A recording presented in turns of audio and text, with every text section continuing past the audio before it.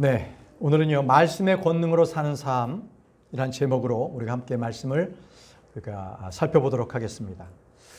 저는 지금까지 한 50년 정도 믿음의 생활을 해왔는데요.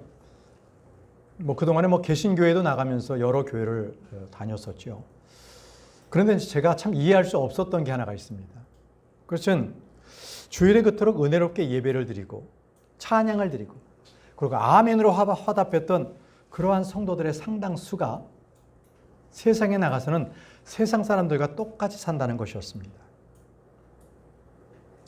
교회 나오는 성도의 가정 중에 가정이 깨지는 일도 다반사였어요. 통계를 찾아봤더니 크리스찬의 이혼율이 일반 세상 사람들의 이혼율과 진배 없다는 거예요. 거의 같다는 것입니다. 교회에서 믿음이 있어 보이던 형제가요, 가정에서 가정폭력을 휘두르고요. 멀쩡하던 형제가 불륜을 저질러서 가정이 깨집니다. 그런 얘기를 심심치 않게 들어왔습니다. 예전에 다녔던 개신교회에서는요, 아주 금슬이 좋아 보이던 부부였는데 갑자기 동반 자살을 했다는 것입니다.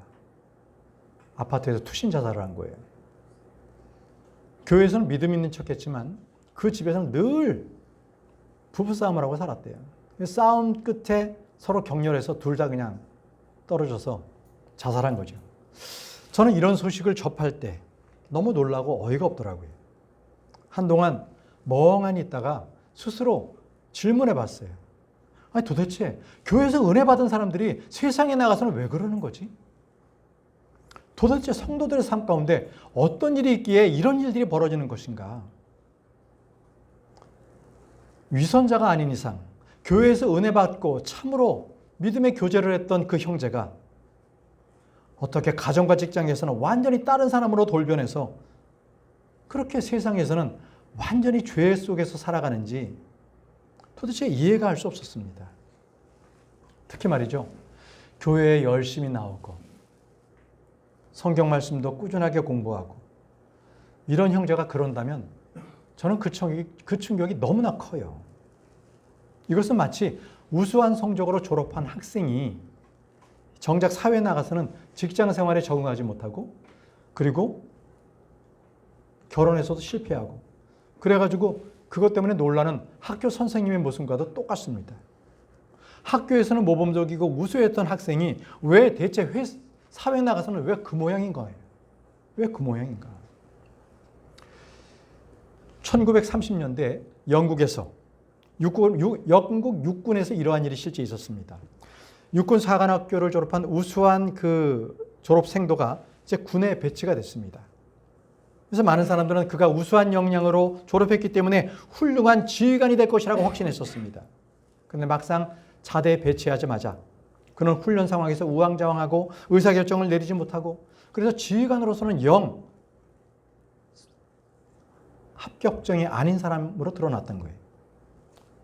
생각해 보시죠. 생도가 우수한 성적으로 공부를 해서 졸업은 했지만 막상 실제 전쟁에 투입이 됐는데 그가 우왕좌왕하고 의사결정도 못 내리고 그런다면 얼마나 자기도 부상당하고 죽지만 그 휘하에 있는 그 군사들은 어떻게 되겠어요? 근데 말이죠. 이게 실제 2차 세계대전에 미국에서 그대로 일어났어요. 미국에서 우수한 사관생도가 전쟁에 나가서는 아무런 역할을 못하는 거예요. 육군 사관학교에서는 굉장히 우수한 학생이었는데 딱 장교가 돼서 전쟁터에 투입되자마자 그는 극한의 위험과 그리고 그 위급한 상황에서 그런 아무런 판단이나 행동도 취하지 못하는 그냥 완전히 머릿속에 하얘지면서 아무것도 하지 못하는 그러한 목석과 같은 사람이 되어버린 겁니다. 그래서 바로 그 휘하에 있는 병사들이 다 위험한 처지로 다 빠지게 된 것이었죠. 그때부터 미국에서는 연구했어요. 왜 이런 일이 있나? 아니 교실에서는 열심히 하고 잘했던 학생이 왜 나가서는 그 모양인가? 왜 전쟁에서는 그것을 발휘하지 못하는가? 그때부터 그것을 파악하고 개발됐던 것이 역량평가라는 것입니다. 역량평가. 바로 군사 목적의 인재 선발 시스템이에요. 이것은요, 어려움 속에서도 자신의 역할을 분명히 인지해서 그것을 사람들을 이끌 수 있는 성과 있는 군인으로 만든다라는 바로 그런 평가제도거든요. 이것은 과거에 어떻게 잘했고 이게 중요한 게 아니라 앞으로도 그가 잘할 것인가? 성과를 낼 것인가? 잘 리더십을 발휘할 것인가를 평가하고 측정해서 그를 배치하는 것이죠. 실제 이것을 그렇게 해서 역량을 강화시켜서 전쟁터에 보냈더니 실질적으로 잘 수행이 되더라는 거예요. 그래서 우리나라 공공기관에서도 이 제도를 도입해서 최고 경영진을 뽑을 때 이 시험을 통과해야만 자격을 얻도록 했습니다. 저도 그 시험을 한 두어 번 봤습니다. 아주 굉장히 좋은 시험이더라고요. 교회에서도요. 성도들이 교회에서는 아멘하고 아주 경건해 보이지만 그런데 그 아멘이라는 게 단순히 구호로 그쳐서는 안 될 것입니다. 여러분, 아멘이 무엇입니까? 진실로, 참으로 그렇게 되길 소망합니다. 이 뜻입니다. 그것은 동의와 확신이고요. 또 그렇게 이루어지기는 간절한 소망인 것입니다. 이것은 내가 아멘한다는 것은 내 목숨을 바쳐서 그렇게 결단하겠다고 하는 그러한 표현인 것입니다. 그렇기 때문에 교회에서 아멘한다는 것은 끝이 아니라 이제부터 내 삶에서 시작이라는 겁니다. 여러분, 아멘할 때는 그런 굳은 다짐이 있어야 되는 것이죠. 그런데 왜 아멘 하면서 삶의 현장에 가서는 왜 그토록 세상에서 굴복하고 죄 속에서 사는 것입니까? 신앙생활이 좋게 보이는 크리스찬 대부분이 그 원인이 있어요. 그것은 바로 그들의 생활 방식이 잘못됐다는 것입니다. 자, 따라서 하세요. 생활 방식이 잘못됐습니다. 컨버세이션이에요. 근데 이것을 성경에서는 이렇게 말씀하십니다. 시편 50편 23절에 찬송을 바치는 자는 누구나 나를 영원롭게 하느니라. 그리고 자신의 생활 방식을 바로잡는 자에게 내가 하나님의 구원을 보이겠노라라고 하셔요. 자신의 생활 방식을 바로잡는 자에게 내가 구원을 보이겠다고 말씀하세요. 생활 방식이 무엇입니까? 그것은 내가 무엇을 가장 중요하게 여기느냐라는 것입니다. 그리고 나의 자존감이 어느 분을 위해서 있는 거예요. 나를 위해서가 아니라 바로 주 예수 그리스도의 기쁨이 되기 위해서 내가 살아가는 사람이다라는 것을 분명히 인지하고 있는 사람, 그 사람이 바로 생활 방식이 올바르게 된 사람입니다. 그래서 생활 방식이 올바른 사람은 자기의 생각이나 감정 이런 것들이 경건해요. 주님께 순종합니다. 그 사람은 말을 하더라도요, 세상 사람들의 말이 아니라 성경에 있는 믿음의 말씀대로 그대로 합니다. 세상 사람들의 생활 방식이란 말 씁니까? 안 쓰잖아요. 우리는 생활 방식이란 말을 기억하십시오. 성경 말씀대로 해야 됩니다. 생활 방식이 올바른 사람은 사람과의 관계도 굉장히 지혜롭습니다. 그는 인생의 굴곡을 아무리 많이 거쳐도 하나님의 그 말씀으로 지혜를 받아서 굳굳이 일어나서 반드시 승리하는 사람들입니다. 여러분, 그것은 교회를 아무리 오래 다니고 성경 공부를 열심히 해도 소용이 없어요. 왜? 기본적인 토대가 잘못되어 있기 때문입니다. 그런 사람들은 세상에 나가서 조금 안다고 해도, 성경 말씀 조금 안다고 해도 여지없이 쓰러지고 마는 그러한 사람들이에요. 패배하는 사람들입니다. 여러분들은 잘 생각해 보세요. 내가 그런 사람인지. 여러분들은 어렸을 때요. 저도 그랬습니다. 새총을 만들었죠. 그때는 놀 만한 게 별로 없었으니까. 새총을 매달하는 게 뭐예요? 새총에 매다는 그 노란색 그 기저귀 고무줄. 그렇죠? 기저귀 고무줄. 그거 가지고 양쪽에 새총을 쫙 만들어서 저도 그 외가가 있는 서대문 연희동에서 그 뒷산에 가서 그거 만들어서 막 새에게 막 날려보기도 했는데, 그 새총에 말이죠. 좌우에 달린 그 노란색 고무줄이 길이가 서로 다르게 매달렸으면 어떻게 되겠습니까? 과연 거기 새총에 달린 그 돌이 제대로 날아가겠습니까? 아마 삐딱하게 돼가지고 그냥 톡 그 앞에 떨어지거나 목표에 도달할 수도 없을 것입니다. 그렇죠? 바로 생활 방식이 그렇습니다. 생활 방식이 바르게 잡혀 있지 않으면 바르게 좌표를 못 봐요. 삐딱하게 돼 있는 거죠. 그러니까 성경 말씀을 받아도 삐딱해가지고 다 흘러버리고 그냥 그것을 주워 담지 못하는 거예요. 올바른 목표를 향해서 가지 못하기 때문에 가다가 중간으로 새버리는 거예요. 그게 실패하는 거예요. 좌절하는 겁니다. 여러분, 아무리 똑똑해 보이고 믿음이 좋아 보여도 아무 소용이 없는 겁니다. 인생의 좌표가 잘못되어 있다는 겁니다. 그의 끝은 파멸입니다. 파멸이에요. 저는 예전부터 보아왔던 바로 그 성도들의 그러한 생활 방식의 문제, 그것이 지금 우리 교회는 그런 분들이 없기를 바랍니다. 아멘이십니까? 그렇습니다. 아멘이어야 합니다. 여러분, 우리는 교회 나와서 종교 생활에 익숙하는 것이 아닙니다. 하나님의 말씀이 내 영혼 가득히 채워져서 내가 마귀하고의 싸움에서 거뜬히 승리할 수 있는 그런 사람이 돼야 돼요. 그러기 위해서는 내 마음이 죄로부터 정화가 돼야 되는 겁니다. 언어가 바뀌어야 되고요. 마음이 바뀌어야 돼요. 마음 자세가 바뀌어야 되는 겁니다. 그리고 담대하게 신실하게 하나님의 말씀으로 내가 그렇게 살아갈 수 있어야 되는 거예요. 여러분들이 스트레스를 받습니까? 그리고 사람들로부터 뭔가 압박을 받습니까? 그렇다면 하나님의 안식을 채우기 위해서는 여러분들의 생활 방식이 바라야 합니다. 그랬을 때 모든 스트레스를 날려버리고요. 모든 근심 걱정을 날려버리고 도리어 하나님의 평안과 안식이 내 안에 자리 잡게 되는 거예요. 그것이 바로 생활 방식이 올바른 사람이 자정의 능력이에요. 말씀으로 바로 설 수 있는 능력이라는 것입니다. 우리는 그 방식, 그 생활 방식으로 세상을 살아나가야 됩니다. 그렇지 않으면 펑펑 완전히 무너져 내립니다. 제가 묻겠습니다. 여러분들은 어떠한 인생을 살고 계십니까? 세상 사람들은 각자가 그 인생을 살아가는, 그 인생을 주도하는 무언가가 있어요. 그것을 위해서 사람들은 살아갑니다. 그 인생에서 자기가 가장 소중하게 여기는 것, 그걸 가지고 인생의 좌표를 삼기 때문에 그렇습니다. 주보를 참조하십시오. 첫 번째입니다. 어떤 사람은요, 욕심이 주도하는 인생을 삽니다. 욕심이 주도하는 인생. 그래서 그는 소유가 모든 행복의 기준입니다. 돈이든 명예든 그 모든 것들을 악착같이 자기가 소유하려고 노력합니다. 그러나 그는 가지면 가질수록 더 목말라요. 욕심을 더 크게 누려도 그러나 그것을 채울 수가 없게 됩니다. 그는 결국 평생 만족을 느끼지 못하다가 불행한 삶을 살다가 끝나는 거죠. 디모데전서 6장 9절에 이렇게 말씀하십니다. 그러나 부유하게 되고자 바라는 자들은 시험과 올무에 빠지고 어리석고 해로운 많은 정욕들에 빠지나니 그것들은 사람들을 멸망과 파멸 속에 잠기게 하느니라, 이렇게 말씀하셨습니다. 여러분, 뭔가 많이 가지려고 부자 되려고 하지 마십시오. 하나님께서 필요한 것 자족할 만큼 주시면 그것으로 감사하시기 바랍니다. 자, 두 번째 사람은요, 미움이 주도하는 사람, 미움이 주도해요. 그의 인생을. 그래서 누구를 증오해서 내가 저 사람을 반드시 복수하고야 말겠다라는 그 하나의 일념으로 그는 그렇게 모든 고난을 감수하면서 무섭게 복수를 위해서 칼을 갈고 사는 사람들입니다.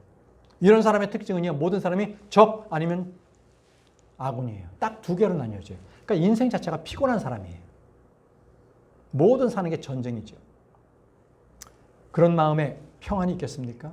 No, 절대 없습니다. 평안이 없습니다. 주님께서 그들에게 말씀하셨어요. 레위기 19장 18절에 너는 복수하지 말고 너의 백성의 자녀들을 대적하여 어떠한 원한도 품지 말며 다만 너는 너의 이웃을 너 자신과 같이 사랑할지니라. 나는 주로다 라고 말씀하셨습니다. 여러분들 스스로가 복수하지 마세요. 우리는 복수를 도리어 원수를 사랑하고 복수하지 마세요. 그를 위해 기도하십시오. 원수는 주님께 속한 거예요. 복수는 주님께서 하십니다. 자, 세 번째 사는 사람의 유형. 잘못된 사상으로 인생을 주도하는 삶을 사는 사람들입니다. 이들은요, 힘을 가진 우월한 존재가 힘이 없는 열등한 존재를 다스려야 한다라는 파시즘 또는 이 피해 혁명, 사람을 죽이더라도 가진 자의 것을 빼앗아서 못 사는 사람들, 노동자 계급에게 나눠줘야 한다는 마르크스, 레닌주의, 바로 이런 사람들의 사상을 갖고 있는 사람들이 있습니다. 이런 사람들로 인해서 지난 세기에 끔찍한 세계전쟁을 치렀습니다. 여러분, 지금 우리나라도요, 이 공산주의를 표방하는 사악한 세력들이 존재하고 있습니다. 그들은 마지막 때 어떻게 될까요? 다 무너집니다.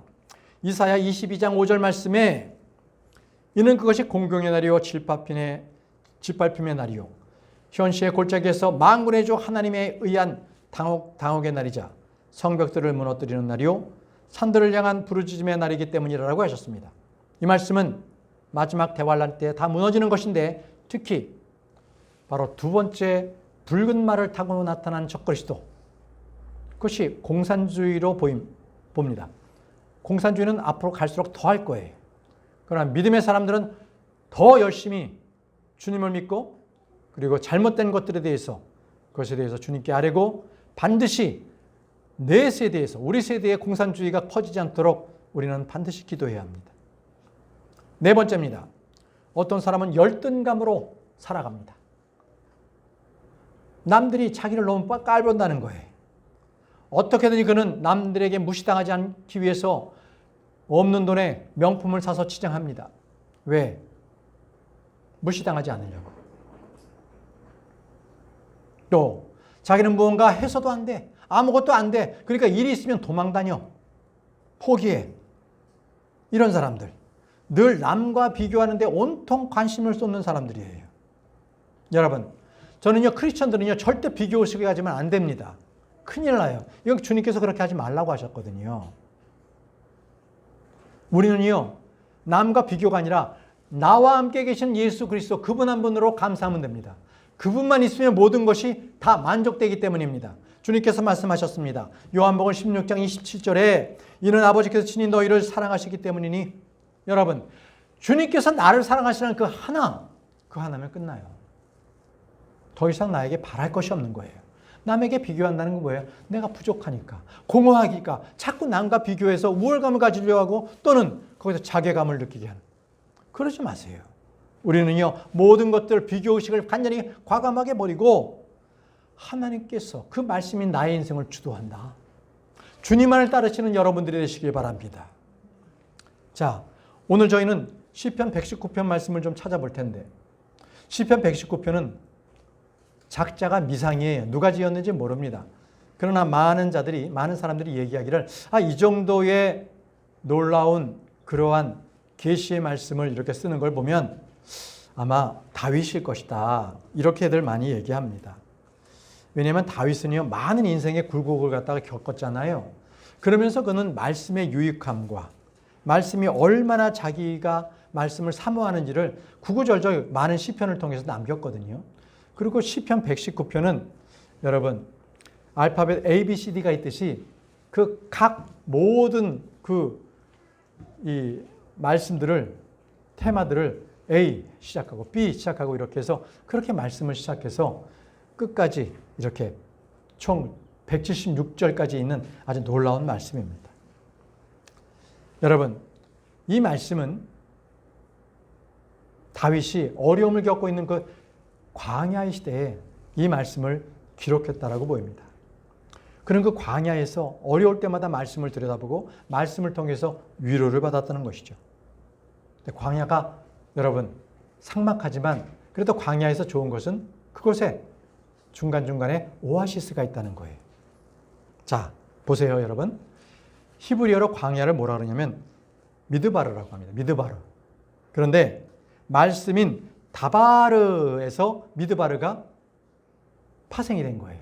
다시 말하면 말씀의 물이라는 것이 파생이 된 거죠. 그러니까 광야라는 그 미드바르는 바로 하나님의 말씀이 있는 곳, 바로 그것을 의미한다고 볼 수가 있는 겁니다.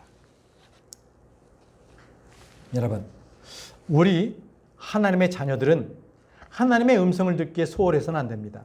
만약에 우리가 하나님의 말씀을 듣지 않는다면 어떻게 우리가 다른 사람들을 말씀으로 인도할 수가 있겠습니까? 우리 보통 자기가 좀 잘 나간다든지 편안하든지 이러면 하나님의 말씀도 건성으로 듣고 하나님의 말씀에 대해서는 그렇게 집중하지 않아요. 그런데 주님께서 그에게 광야의 길을 허락하십니다. 광야는 어때요? 광야를 걷는 인생은요, 세상의 소리가 다 꺼지는 겁니다. 세상의 소리가 안 들려요. 거기는 하나님의 음성만을 집중할 수 있는 곳입니다. 그래서 광야는요, 말씀을 들을 때 그것은 복의 장소가 되는 거예요. 광야가.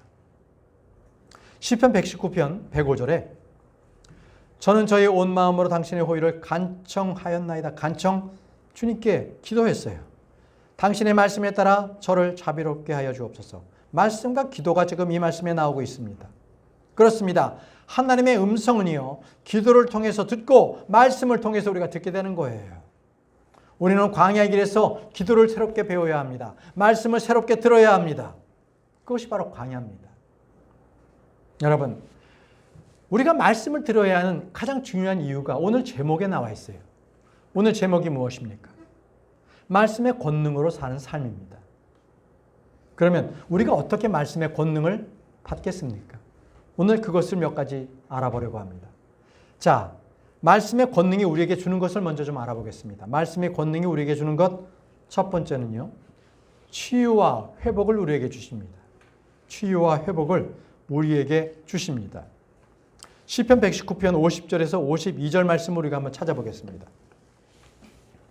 시편 119편입니다.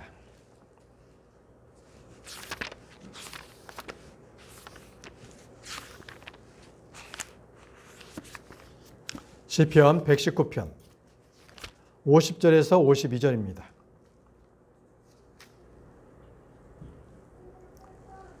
자, 제가 50절, 여러분들은 52절, 그리고 52절은 같이 읽겠습니다. 자, 읽겠습니다. 시작. 이것은, 제가 먼저 읽을게요. 이것은 저의 고난 가운데 저의 위로이니이다. 이는 당신의 말씀이 저를 소생시켜 주셨기 때문이니이다. 51절 시작. 자들이 저를 끈악한 손거리로 삼았나이다. 그럼에도 저는 주의 법으로부터 벗어나지 함께 읽겠습니다. 오 주여, 제가 옛적부터 내려온 당신의 공의로운 법규들을 기억하며 스스로를 위로하였나이다. 자, 이 말씀을 들었는데 스스로를 위로했다고 하는 거예요.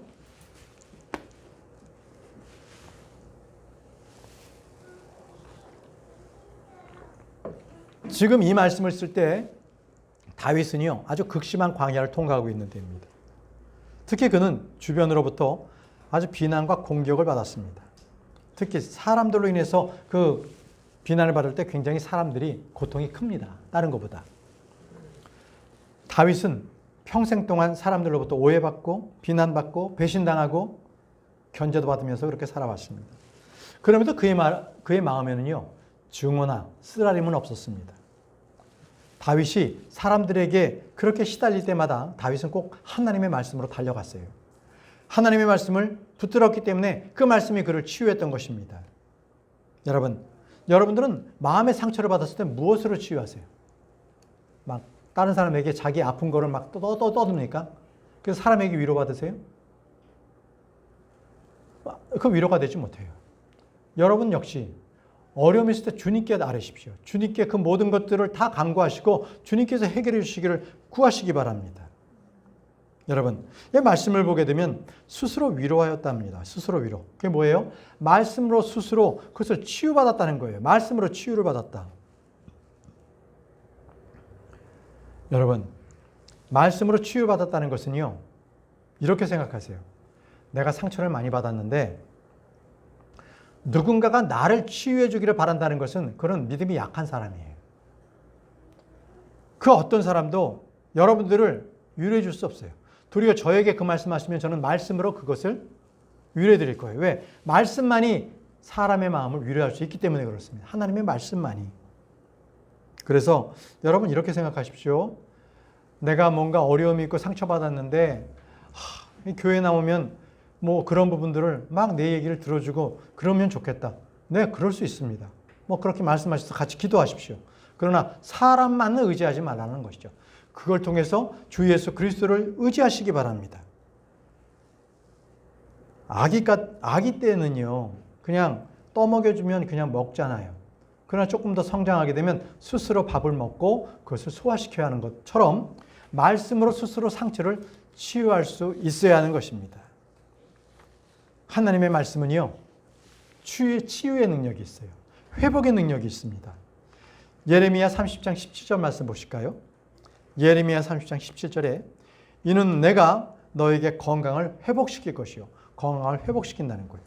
내가 너에게 너의 상처들을 치유할 것이기 때문이라.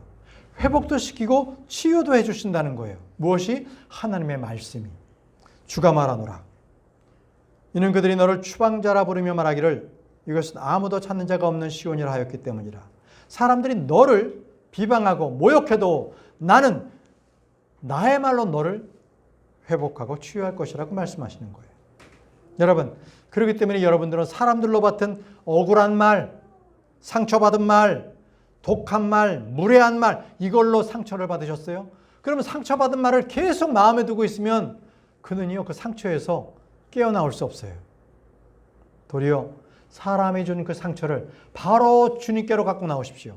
그리고 주님의 말씀으로 치유를 받기 바랍니다. 그랬을 때 여러분들의 마음에 평안과 안식을 얻게 된다는 것입니다. 두 번째입니다. 하나님의 말씀이 우리에게 주는 그 권능은 무엇인가? 바로 회개와 변화를 이끌어 주신다는 거예요. 회개와 변화를 이끌어 주신다. 시편 119편 59절에 저가 저의 길들에 대하여 생각하였고 저의 두 발을 당신의 증언들로 돌렸나이다. 저의 두 발을 당신의 증언, 말씀으로 돌렸다는 거예요. 돌렸다는 것은 회개했다는 겁니다. 사람들을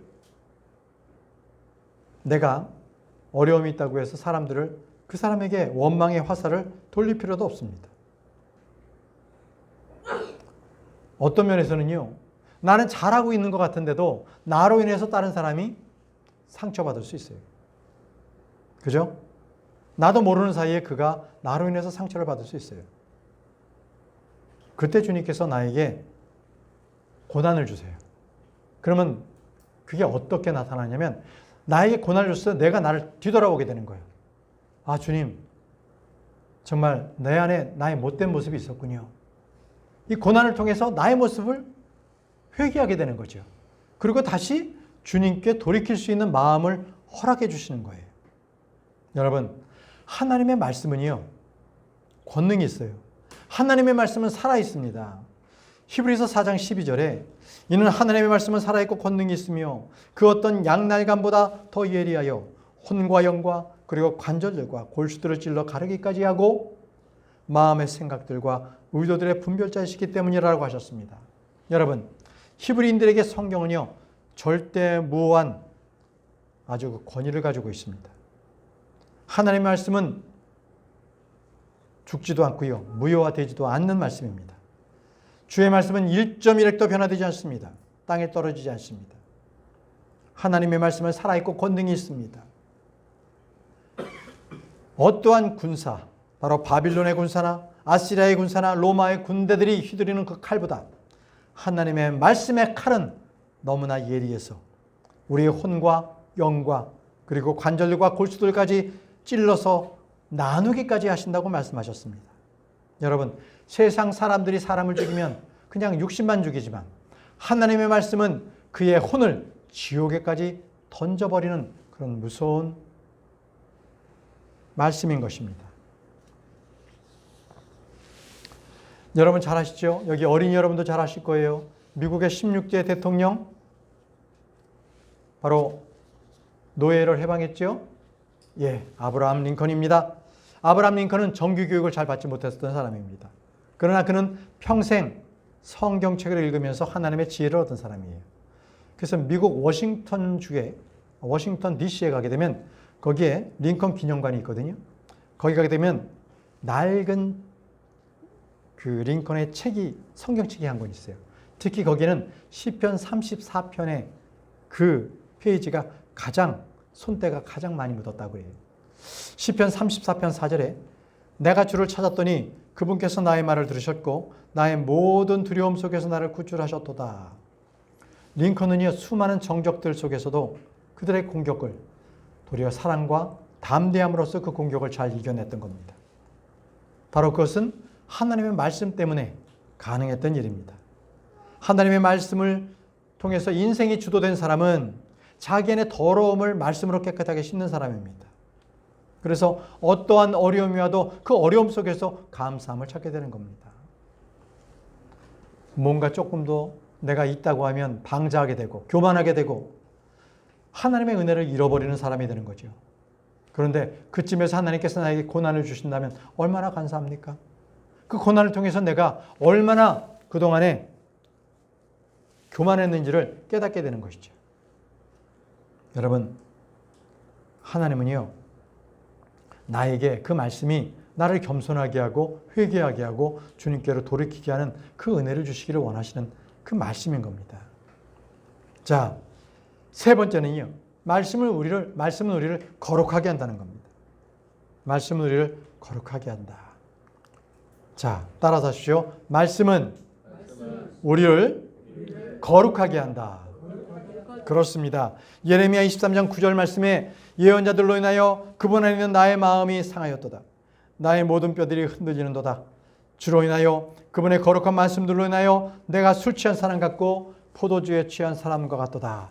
자, 거룩한 말씀들로 인하여 내가 술 취한 사람 같고 포도주에 취한 사람 같다고 합니다. 하나님의 말씀에 취하면 바로 그렇게 주님께서 원하시는 삶을 살아가는 거예요. 늘 기쁨 속에서 그렇게 살아가는 것이죠.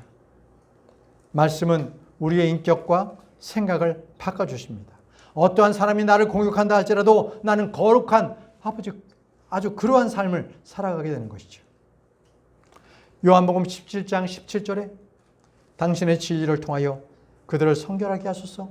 당신의 말씀은 진리나이다. 이렇게 말씀하셨습니다. 여기서 우리를 성결하게 한다는 것은 세상과 다르게 산다는 것입니다. 구별되게 한다는 것입니다. 여러분, 우리 교회는 세상과 달라져야 합니다. 우리 사람은요, 세상 사람과는 달라져야 합니다. 우리의 마음의 생각과 언어나 모든 삶의 생활 방식 자체가 세상과는 확실한 그 구분이 되게 살아가야 한다는 것입니다. 여러분, 우리는요, 말씀으로 우리는 거룩하게 살아야 하는 것입니다. 무엇이 우리를 거룩하게 한다고요? 하나님의 말씀입니다. 하나님의 말씀. D.L. 무디가 있습니다. 이 D.L. 무디는요, 자기 성경책에 이렇게 써놨어요. 이 책이 당신을 죄로부터 멀어지게 하든 죄가 당신을 이 책으로부터 멀어지게 하든 둘 중에 하나일 것이다. 이렇게 써놨어요. 여러분들은 성경의 말씀을 자주 대하십니까? 그럼 죄는 멀리하게 돼 있어요. 근데 여러분들이 죄 안에 있으면 성경 말씀을 읽지 않습니다. 둘 중에 하나입니다. 죄 안에 있고 성경을 읽지 않으면 어떻게 돼요? 여러분들은 그 순간에 죄의 전투력을 완전히 잃어버려요. 그리고 그 삶은 죽음처럼 사는, 죽음의 파멸의 길로 가면서 사는 거죠. 말씀은요, 개인 한 사람의 인생을 변화시키는 것뿐만 아니라 한 국가도 변화를 시킵니다. 그 예가 독일이에요, 독일. 그 16세기까지만 해도 독일은요, 아주 변변치 못한 그러한 야만 국가라고 생각하시면 됩니다. 독일이 통일되지 못하고 여러 국가로 나뉘어져 있었거든요. 그런데 16세기 후반부터 갑자기 세계 최고의 철학자가 나요. 임마누엘 칸트 들어보셨죠? 음악가 베토벤, 문학가 괴테, 이런 사람들이 막 16세기 말에 독일에서 막 나타나는 거예요. 왜 그랬을까요? 그것은 바로 16세기 바로 중반에 마르틴 루터가, 그는 종교개혁자였거든요. 라틴어로 된 신약성경을 독일어로 번역한 거예요. 그래서 많은 독일인들이 신약성경을 읽게 됐던 거예요. 그때부터 사회 시스템이 바뀌었어요. 왜? 하나님의 말씀이 들어오니까 기독교적인 교육 방식으로 대학이 세워지고 많은 인재들이 대학으로 모이고 그러면서 그 나라가 발전하게 된 것입니다. 뭐 때문에요? 하나님의 말씀 때문에. 이렇게 하나님의 말씀이 살아 움직이니까 개인뿐만이 아니라 한 나라가 바뀌게 된 것입니다. 여러분, 교회가요, 부흥을 이루려면 첫 번째가 성경 공부가 붐이 일어나야 돼요. 성경 공부. 그리고 그 배운 말씀을 묵상하는 성도들이 늘어나야 되는 거예요. 그리고 묵상에 그쳐서야 되는 게 아니라 그 말씀대로 살아가는 사람들, 순종하는 사람들이 많아야 그 교회가 부흥합니다.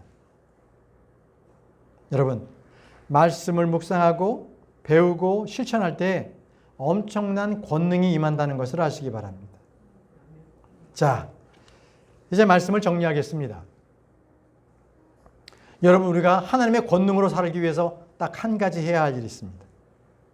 권능을 소유하기 위해서는요, 바로 주님의 말씀을 귀담아 듣는 겁니다. 주님의 말씀을 귀담아 듣는 것입니다. 오늘 우리가 시편 말씀을 읽었죠? 시편 62편을 한번 펴시기 바랍니다. 오늘 본문 말씀입니다. 시편 62편 11절 12절 말씀을 우리가 함께 읽겠습니다. 시편 62편 11절 12절을 우리 큰 목소리로 함께 읽겠습니다. 시작. 하나님께서 한 번 말씀하셨고 내가 이것을 두 번 들었으니 곧 권능이 하나님께 속한다는 것이라. 오 주여, 또한 자비가 당신께 속하나이다. 이는 당신께서 모든 사람에게 저마다 그의 행위대로 돌려주시기 때문이다. 그렇습니다. 여러분, 우리는 주님께서 말씀을 한 번 하셨을 때 우리는 두 번 들어야 돼요. 주님께서는 그 행위대로 분명히 돌려주신다고 했습니다. 저에게는 지금 21개월 된 손주가 있는데요. 그 손주가 얼마까지만 해도 엄마 아빠가 얘기하는 것을 그냥 듣고만 있는 거예요. 따라하지 못하는 거죠. 그냥 듣기만 하는 거냐. 뭐라고 얘기하면 그냥 뭐 듣기만 해요. 근데 요즘에는요, 그 부모가 뭐 몇 마디 하면 그걸 따라하는 거예요. 아이스크림 장난감 주면 아이스크림 비슷하게 얘기해요. 아이스크 뭐 이렇게. 아하, 먼저 들어야 되는 거예요. 하나님께서 말씀하시면 내가 두 번 들어야 되는 겁니다. 두 번 들어야 그것이 나의 말씀이 되는 겁니다. 여러분, 선천성 귀머거리는요, 말을 못해요. 왜? 듣지 못하기 때문에 그것을 그대로 말할 수가 없기 때문에 그렇습니다. 여러분, 사람은요, 기도하는 걸 왜 기도해요? 주님, 이거 들어주세요 하고 간구로 하고 간구 끝나는 게 아니에요. 기도는요, 하나님의 말씀을 듣는 거예요. 아시겠죠? 기도는 내가 필요한 것 막 주님 이거 들어주세요, 이거 들어주세요. 예수님 이름으로 기도합니다. 아멘. 끝. 이게 아니에요. 내가 기도하고 간구하고 그리고 주님의 음성을 듣는 훈련을 하셔야 돼요. 주님, 저에게 말씀해 주십시오. 제가 이 간구 드린 것을 주님 무엇을 원하십니까? 하고 계속적으로 주의 음성을 듣기를 여러분들은 기도 가운데서 기다리고 있어야 되는 거예요. 탈무드에 말이죠, 이런 얘기가 있어요. 사람의 귀가 두 개가 있고 입이 하나가 있는 것은 바로 사람이 말하면 그것을 두 배로 들어라, 이런 격언이 있는 거예요. 탈무드에. 바로 이것은 우리가 기도할 때도 똑같이 우리가 하나님의 음성에 대해서 끝까지 들으려고 하는, 두 배로 들으려고 하는 그러한 노력이 있어야 된다는 거예요. 야고보서에서도 동일하게 말씀하세요. 야고보서 1장 19절에 이러한 이유로 나의 사랑하는 형제들아, 사람마다 듣기는 빨리하고 말하기는 더디하며 격려하기도 더디하라, 이렇게 말씀하셨어요. 여러분, 우리의 신체 중에는요, 귀가 있고요, 듣는 귀가 있고 말을 뱉는 입이 있고요, 그 다음에 우리 속에 마음이 있어요. 근데 이 세 가지가 동일하게 연결되어 있습니다. 이 말은요, 이 마음은요, 이 모든 것들을 밖으로 내보내서 입을 통해서 내보내는 그 창고예요, 창고. 그리고 이 창고로 들여보내는 것은 귀예요. 귀에서 듣는 것을 마음으로 다 쌓아놓거든요. 주님께서 말씀하셨어요. 누가복음 6장 45절에 선한 사람은 자기 마음속 선한 보물창고에 선한 것을 내느니라. 뭐예요? 보물창고는 마음이에요. 마음에서부터 선한 것을 내는 거예요. 그리고 악한 사람은 그의 마음속 악한 보물창고에서 악한 것을 내느니라. 이는 마음에서 넘치는 것을 그의 입이 말하기 때문이에요. 그러니까 마음에 있는 것을 입으로 토해내는 거예요. 그러니까 그 사람이 말하잖아요. 그 마음속에 있는 거예요. 사람이 음란한 말 하잖아요. 그런 그 마음속에 음란함이 가득 차 있기 때문에 그래요. 그가 하나님의 말씀으로 거룩한 말을 계속적으로 하잖아요. 그가 올바르게 하나님의 말씀 받고 그 말씀대로 말하게, 그 마음속에 말씀이 차여 있기 때문에 그런 말을 하는 것이죠. 여러분, 우리의 속사람은요, 주의 말씀으로 새롭게 된 사람들이에요. 그 속사람에 주의 말씀으로 가득 채워야 해요. 그래야 여러분들은 주님과 대화할 수 있는 거죠. 영적 대화를 할 수 있는 겁니다. 자, 이제 저는 여러분들에게 이렇게 권면드립니다. 여러분 이제부터 말씀의 권능으로 사시기 바랍니다. 아멘이십니까? 네. 이제 여러분들의 마음속에 말씀이 불타오르기를 바랍니다. 말씀을 읽을 때 여러분들의 마음이 뜨거워지기를 바랍니다. 그렇습니다. 그러기 위해서 여러분들 말씀의 귀를 쫑긋 세우시고 들으시기 바랍니다. 이제 우리 이 한 주 동안 우리 주님께서 내 마음에 계셔서 바로 그 말씀이 주도하는 인생, 그 인생을 사시기 바랍니다. 그래서 우리 모두가 주의 말씀의 그 권능으로 살아가는 그 일주일들이 되시기를 간절히 바랍니다. 자, 우리 다 같이 기도하겠습니다. 기도하겠습니다. 자, 이제 이걸 좀 꺼주시기 바랍니다. 네. 이제 기도하겠습니다.